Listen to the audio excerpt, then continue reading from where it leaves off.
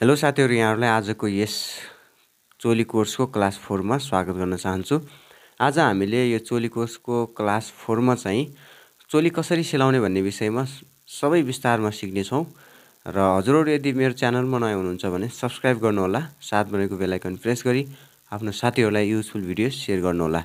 यदि हजुरहरुले class 1, class 2, class 3 हेर्नु भएको छैन भने डिस्क्रिप्सनमा गएर चेक गर्न सक्नुहुन्छ, त्यहाँनेर चाहिँ शो गर्छ। ल त साथीहरु, आजको यो भिडियोलाई सुरु गर्नुभन्दा पहिला एक लाइक गर्नुहोस् अनि त्यसपछि हामी लगत्तै यो भिडियोलाई ढिलो नगरी सुरु गर्नेछौं।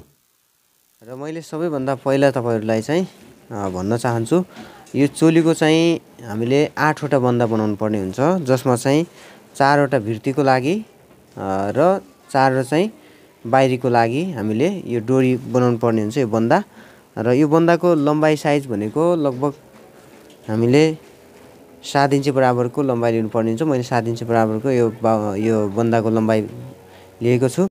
यसरी चाहिँ मैले 8 वटा बन्दा रेडी गरेको छु। यो बन्दा सिलाउन चाहिँ तपाईलाई आउँछ होला पक्कै पनि।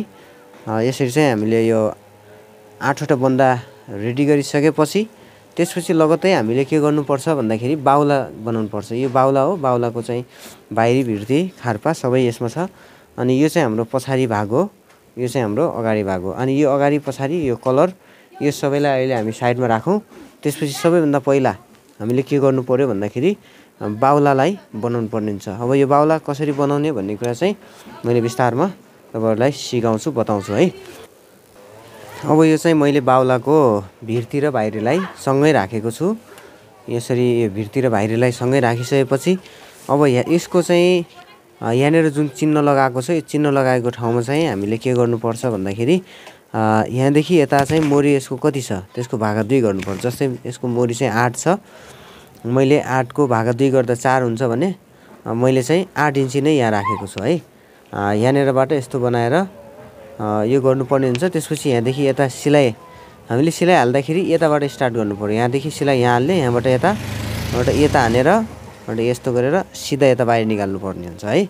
यस्तो गरेर तपाईले बनाउन सक्नुहुन्छ। म यसको चाहिँ सिलाइ हान्छु, त्यसपछि हजुरलाई देखाउँछु। अब मैले यसको यो सिलाइ गरेर आइसकेको छु। यहाँ मैले यता साइडको यो कटिङ गरिसके अनि यता साइडको कटिङ गरेको छैन। अनि यता साइडको हामीले कटिङ गर्नुपर्ने हुन्छ। अनि यसरी कटिङ गरेर मैले चाहिँ यसलाई कटिङ गर्दै त्यसपछि यहाँ चाहिँ हामीले धागासम्म काट्नुपर्ने हुन्छ। जस्तो मैले यहाँनेर यसरी काटे, यो धागासम्म यो कट गरे। अनि यता साइडको पनि मैले चाहिँ नर्मल त्यसरी कटिङ गरिसकेको छु। त्यसपछि यसलाई चाहिँ हामीले अब सिधै हामीले सुल्टो बनाउनु पर्ने हुन्छ। यसरी म सुल्टो बनाउँछु।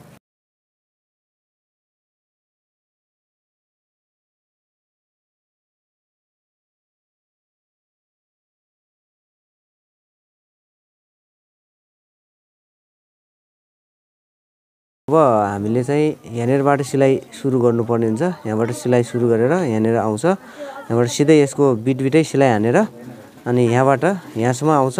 यसपछि फेरि यहाँबाट यतासम्म आउँछ। यसरी यहाँसम्म फाइनल हुन्छ। म सबै सिलाएर ल्याउँछु, त्यसपछि हजुरहरूलाई देखाउँछु कसरी चाहिँ सिलाइ हान्नु पर्दो रहेछ भन्ने कुरा। अब चाहिँ मैले यसरी यसमा सिलाइ गरेर ल्याइसकेको छु। यहाँनेर मैले अघि जो तपाईहरुलाई भने यताबाट जस्तै अब यहाँनेरबाट हाम्रो सिलाइ सुरु हुन्छ। जस्तो मैले यहाँनेरबाट सिलाइ गर्दै यहाँनेरबाट सिलाइ गर्दै म कहाँ पुगे, यताको बिटसम्म पुगे है। अनि यताको बिटा पुगिसकेपछि यहाँदेखि तल गएर त्यसपछि फेरि म रिटर्न भएँ।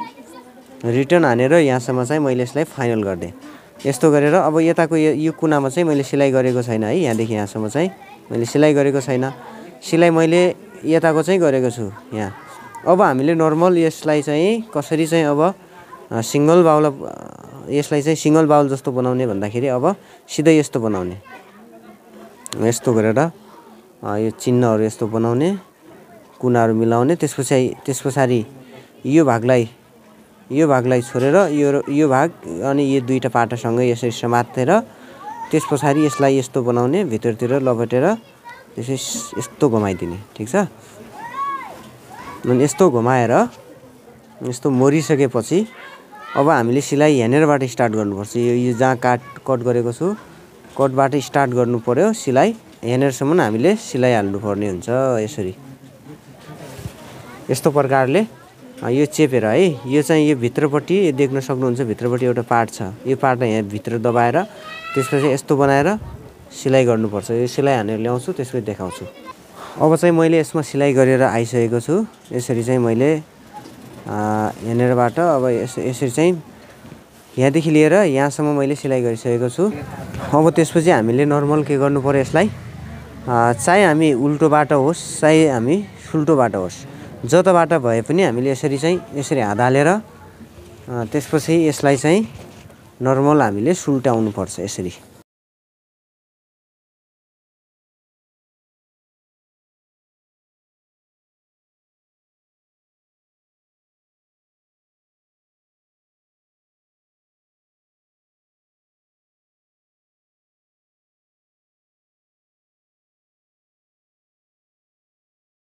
त्यसपछि अब यसमा हामीले खार्पा जोड्नु पर्ने हुन्छ खार्पा जोड्दाखेरि नर्मल हामीले के गर्नु पर्यो भन्दाखेरि यो चाहिँ हाम्रो करस भाग हो यताको अगाडिको चाहिँ सोझो भाग हो यो सोझो भाग यो चाहिँ करस भाग यो करस भाग र सोझो भागलाई फड्काएर हामीले यसरी चाहिँ यो चिन्ह जो छ यो चिन्हलाई बिचैमा पारेर यसपछि यता चाहिँ यो पार्ने त्यसपछि यहाँनिर यतातिरको यो बनाएर त्यसपछि यहाँनिर बीचबाट चाहिँ हामीले चेपेर सिलाउनु पर्ने हुन्छ अब यसरी चाहिँ मैले खार्पाहरू सबै जोडेँ यसरी देख्न सक्नुहुन्छ यहाँनिरबाट 20 सेन्टरबाट मैले यता अनि यता गरेर जोडेँ यसको चाहिँ भित्रको भाग अनि बाहिरको भाग सबै चाहिँ मैले यसरी चेपेर सिलाइ गरिसकेको छु यस्तो तरिकाबाट तपाईले यो बाउलालाई तयार गर्न सक्नुहुन्छ अब यस्तो तरिकाबाट मैले दुईवटा बाउलाहरू बनाइसकेको छु यो दुईटै बाउला मैले बनाएर रेडी गरेँ अब त्यसपछि हामी लगत्तै यसपछि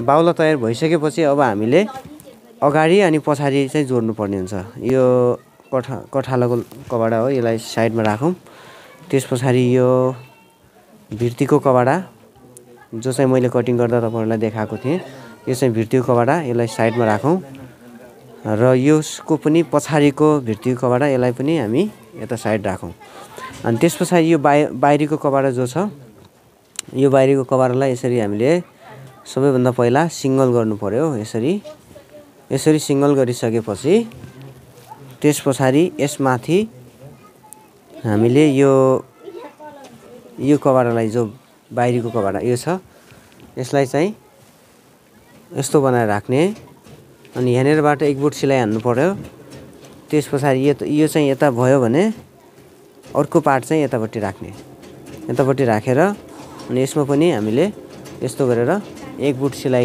गर्नुपर्ने सेम यही तरिकाले यो भिर्तीलाई पनि गर्न सक्नुहुन्छ भिर्ती यो दुईटैमा बाहिरी भिर्तीलाई सिलाइ हानेर ल्याउँछु त्यसपछि देखाउँछु त्यसपछि बाहिरी र भिर्ती हानिसकेपछि अगाडि पछाडि कसरी अट्याच गर्ने त्यो कुरा सबै विस्तारमा सिकाउँछु अब यसरी चाहिँ मैले यसको सबै भागहरू तयार गरिसकेको छु यहाँनिर यस्तो गरेर यसको चाहिँ भिर्तीलाई पनि यहाँनिर जोडिसकेको छु अब यस्तो गरेर माथि कुममा चाहिँ बराबर यो बनाइसकेपछि हामीले अब सिलाइ कहाँबाट सुरु गर्नुपर्छ भन्दाखेरि सिलाइ चाहिँ अब हामीले यहाँदेखि स्टार्ट गर्नु पर्यो अब यहाँदेखि स्टार्ट गर्नुपर्छ सिलाइ यहाँनिरबाट स्टार्ट गरेर यहाँ बुन्दा हाल्ने त्यसपछि यहाँदेखिबाट सुरु गरेर यता आएर खार्पा गर्नुपर्छ म चाहिँ यो सिलाउँदाखेरि तपाईलाई मेसिनमै गएर सबै कुरा विस्तारमा सिकाउँछु ल अब म मेसिनमा आइसकेको छु यहाँनिर चाहिँ मैले सबै कुरा विस्तारै गरेर तपाईहरुलाई देखाउँछु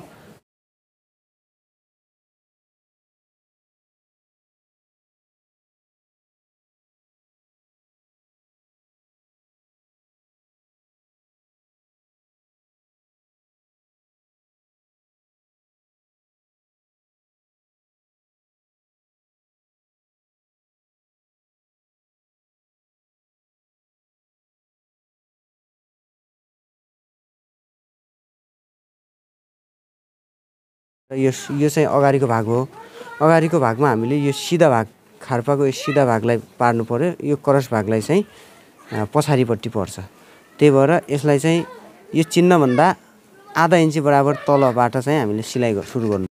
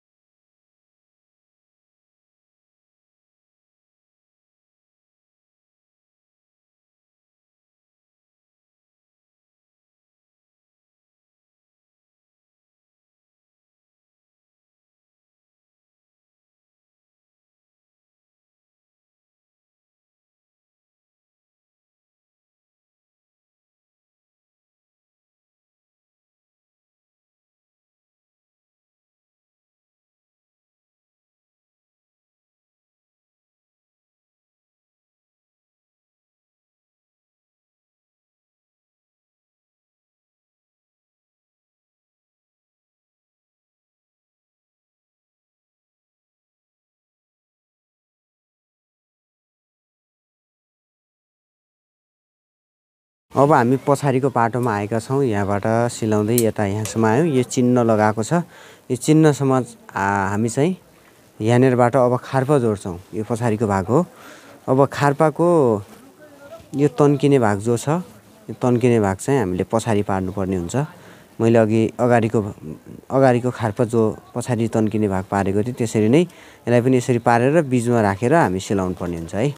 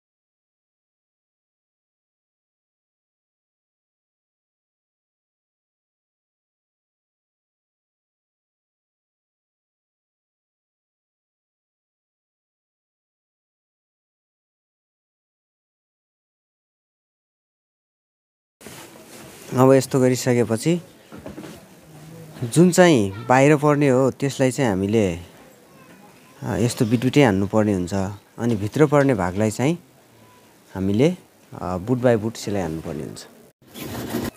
अब यस्तो गरेर सबै चोली चाहिँ बनेर रेडी भइसकेको छ। मैले चाहिँ यतातिर चाहिँ बुट बाई बुटको सिलाइ 4 ताल गरिसकेको छु भने यता बाहिर पर्ने जुन भाग छ यसमा चाहिँ मैले डबल सिलाइ र यस्तो बनाएर बिटमा सिलाइ गरेको छु। यहाँनिर चाहिँ यो सबै बन्दाहरू यस्तो गरेर लगाइसकेको छु। यो बन्दा कसरी लगाउने भन्दाखेरि चाहिँ हामीले यताको जस्तै कि यो म यो सबै कुराहरू खोलेर देखाउँछु है। बन्दा कसरी लगाउने भन्ने कुरा चाहिँ मैले हजुरहरूलाई सिकाउँछु। जस्तै बन्दा यहाँनिर लगाउनु छ भने यो भाग जो छ यो भागलाई यस्तो बनाउने, यो यताको कुनामा यस्तो बनाइसकेपछि यहाँसम्म यसले भेट्यो भने अनि बन्दा यस्तो गरी लगाउने। यसको पनि त्यही हो, सेम टु यस्तो गरेर यसले कहाँसम्म भेटाउँछ त्यहीँनिर चाहिँ बन्दा लाउनुपर्छ है। यस्तो तरिकाबाट बन्दा लगाउन सक्नुहुन्छ। यो सबै कुराहरू रेडी भइसकेको छ। अनि आजको भिडियो हजुरहरूलाई कस्तो लाग्यो, मन परेको छ भने एक लाइक गर्नुहोला। च्यानलमा पहिलोचोटि हुनुहुन्छ भने सब्सक्राइब गर्नुहोला। ल त साथीहरू, हामी आजको यस भिडियोबाट छुट्नेछौँ र हामी अर्को भिडियोमा भेट्नेछौँ।